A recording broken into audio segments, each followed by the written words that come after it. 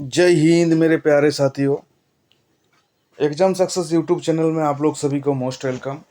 और ये जो आज का क्लास है जीके का महातांडव क्लास है।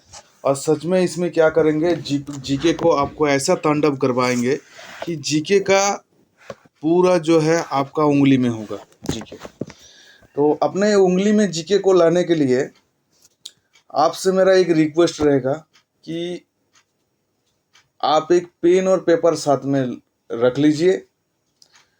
आपको लगता है कि ये वाला क्वेश्चन हमको जानकारी नहीं है तो उसको आप थोड़ा सा लिख लीजिएगा आपका कॉपी में, ताकि क्या होगा आपको आगे जब रिवीजन करने में अच्छा होगा। नहीं तो ये वीडियो तो यूट्यूब में रहेगा, आप कभी भी किसी भी टाइम आप रिवीजन करने के लिए पढ़ सकते हैं। ठीक है, देखिए हम लोग आज शुरू करेंगे कुछ इतिहास का, जो हिस्ट्री का घटनाओं को लेके।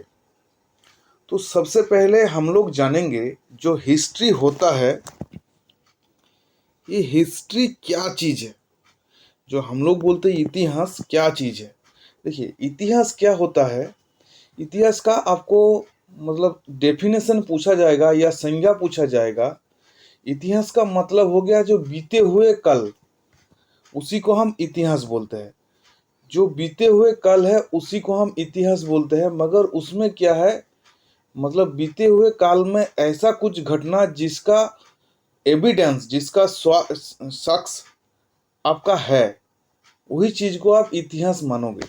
ठीक है, अर्थात देखिए कोई भी एविडेंस जो है उसको क्या है, जो बहुत पुराना समय में चला जाएंगे, जब हमारा बिल्कुल आदि समय में चला जाएंगे, उस समय जो एविडेंस जो होता था, एविडेंस को क्या है, मिट्टी का नीचे दबे हुए मिलते थे। ये जो एविडेंस को जो निकालते थे, इन लोगों को क्या बोलते थे, जो आर्कियोलॉजी, जो आर्कोलॉजिकल डिपार्टमेंट नहीं बोलते हैं, तो ये पुरातत्व बोलते हैं। तो आपको कोई पूछता है कि भारतीय पुरातत्व का जनक किसे कहा जाता है, तो आप क्या बोलोगे? जिसको बोलते हैं एएसआई। एएसआई मतलब archaeological survey of India. Archaeological survey of India, इनका जनक कौन है, इसका पिता या इसका फादर किसे कहा जाता है?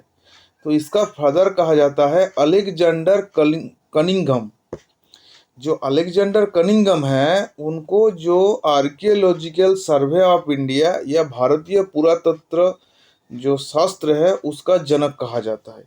ये जो आर्कियोलॉजिकल ऑफ इंडिया का जो एस्टेब्लिशमेंट अर्थात जो स्थापना हुआ था, ये हुआ था 1851 में। ठीक है, 1851 में।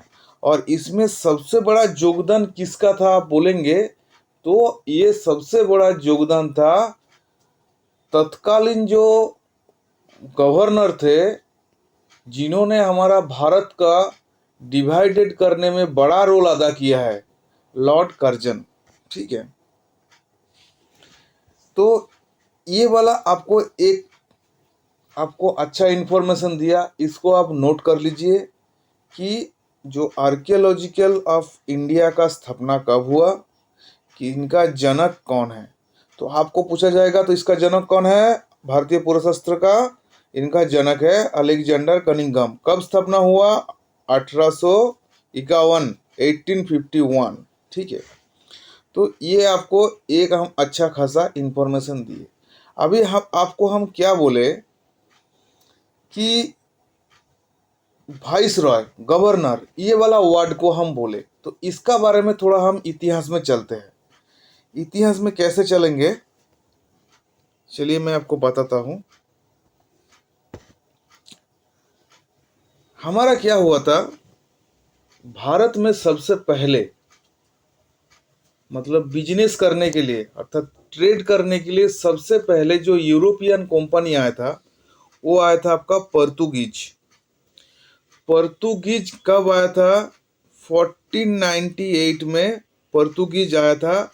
और भारत में गया था सबसे लास्ट में, वो भी गया था 1961 में, अर्थात भारत स्वाधीन होने के बाद वो गया था पोर्तुगीज। तो आपको किसी ने पूछेगा कौन सा ऐसा विदेशी कंपनी है जो सबसे पहले आया और लास्ट में भारत छोड़ के गया, अर्थात भारत में सबसे पहले आया था और लास्ट में भारत छोड़ के गया है, वो है आपका पोर्तुगीज।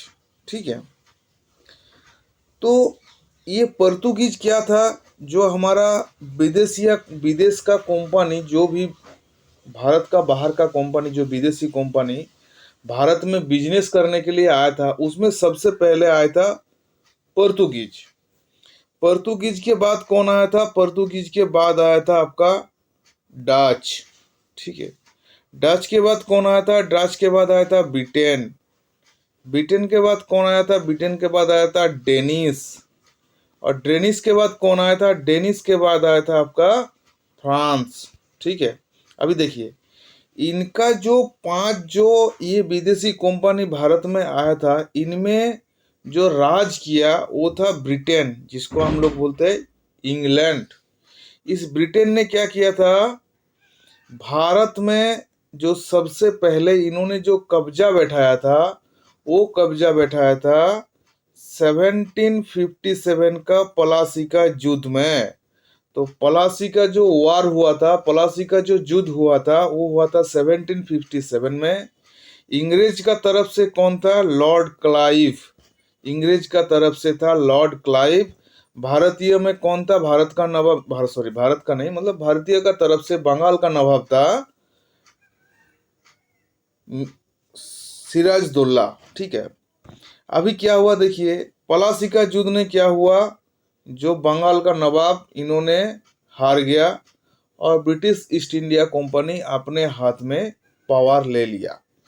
इन्होंने पावर लिया, पावर लेने के बाद क्या किया, पोपिट नवाब मिर्जाफर को बैठा दिया बंगाल का गद्दी में। और 1757 के बाद क्या हुआ, 1760 में फिर से एक युद्ध हुआ जिसको बोलते हैं बक्सर का युद्ध। उसमें क्या हो गया, उसमें इंग्रेज पूरी शासन अपना हाथ में ले लिया। तो ये जो शासन अपना हाथ में ले लिया, तो शासन को चलाने के लिए कोई ना कोई तो मतलब होना चाहिए। इसलिए सबसे पहले बंगाल का जो एक गवर्नर, ब्रिटिश का जो ईस्ट इंडिया कंपनी था, ब्रिटिश ईस्ट इंडिया कंपनी एक गवर्नर को अपॉइंट किया, गवर्नर को नियुक्त किया, ताकि बंगाल का जो जीता हुआ जो एरिया है, उस एरिया को बढ़िया से अपना मतलब नज़र में रख सकते हैं। उसके लिए एक गवर्नर बनाया। तो उन गवर्नर का नाम क्या था? उस गवर्नर का नाम था बंगाल का governor, governor of Bengal, governor of Bengal. तो गवर्नर ऑफ बंगाल फर्स्ट में कौन था? ये था आपका लॉर्ड क्लाइव। ठीक है, लॉर्ड क्लाइव क्या था? Governor of Bengal first. ठीक है, उसके बाद क्या हुआ, ये बंगाल का गवर्नर रहा। इसके बाद देखिए क्या हुआ, देखिए ऐसे गवर्नर का क्रम चल रहा था, क्रम चलते चलते क्या हो गया, 1773 में भारत में आ गया एक रेगुलेटिंग एक्ट।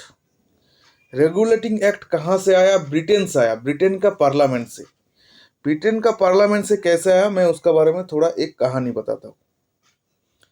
जब पोर्तुगीज भारत में आया था बिजनेस करने के लिए, पोर्तुगीज के बाद डेनिस आया था, डेनिस के बाद आया था ब्रिटेन।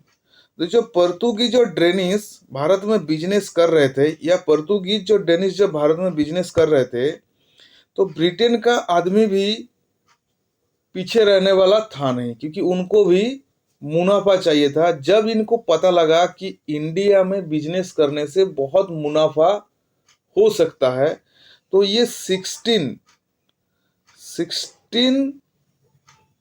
ईस्वी में क्या किया, इन्होंने एक चार्टर आइन पास करवाया ब्रिटेन का पार्लियामेंट से। और चार्टर आइन पास करा के क्या कर दिया, ब्रिटिश ईस्ट इंडिया कंपनी का एस्टैब्लिश किया, जो भारत में आया था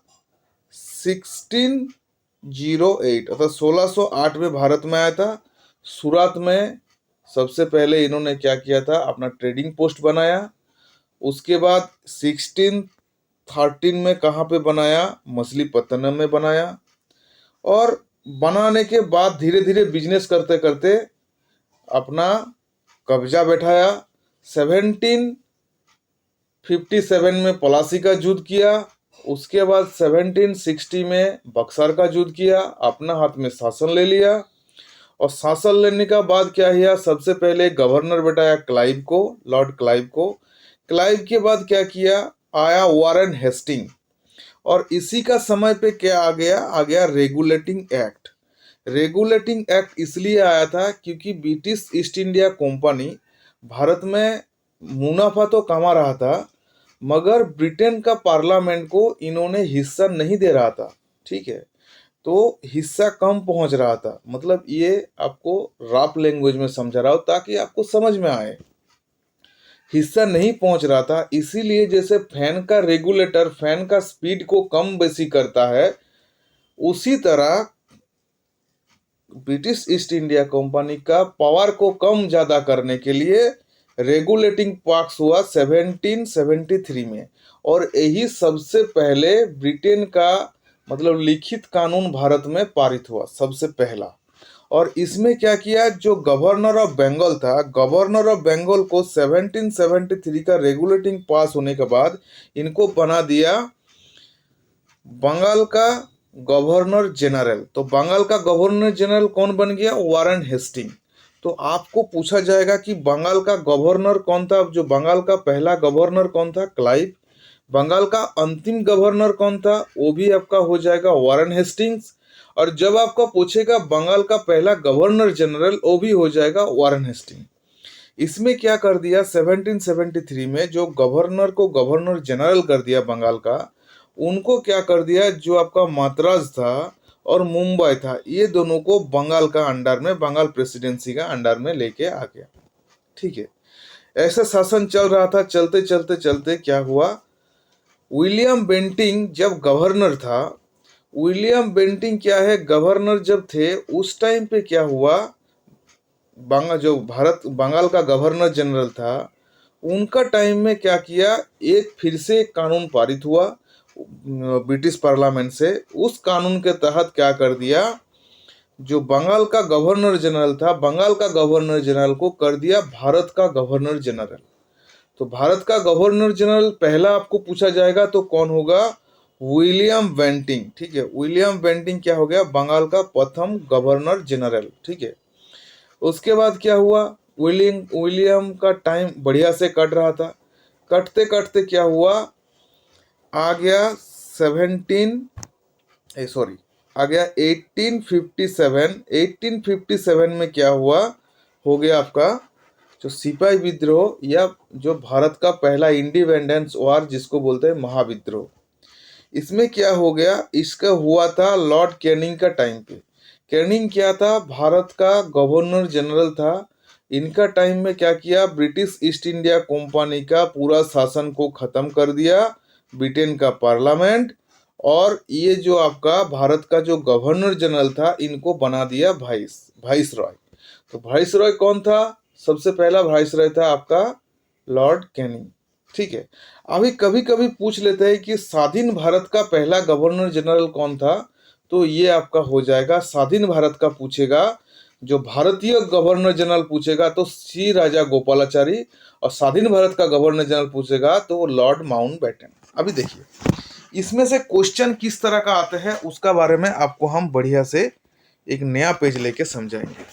आपको पूछेगा बंगाल का गवर्नर कौन था, पहला गवर्नर, तो आप बोलोगे क्लाइव, लॉर्ड क्लाइव। ठीक है, उसके बाद बोलेगा बंगाल का गवर्नर जनरल, बंगाल का गवर्नर जनरल कौन था पहला, तो आपका हो जाएगा वारेन हेस्टिंग्स। ठीक है, इसके बाद आपको पूछेगा कि बंगाल का जो मतलब भारत का, इंडिया का, ठीक है, भारत का पहला गवर्नर जनरल कौन था, गवर्नर जनरल आपका था विलियम बेंटिंग। ठीक है, इनके बाद आपको पूछेगा कि भारत का पहला वाइसरॉय कौन था, तो आपका हो गया लॉर्ड कैनिंग। ठीक है, अभी आपको पूछेगा कि स्वाधीन भारत का पहला गवर्नर कौन था, तो आपको आपका क्या हो जाएगा, लॉर्ड माउंटबेटन।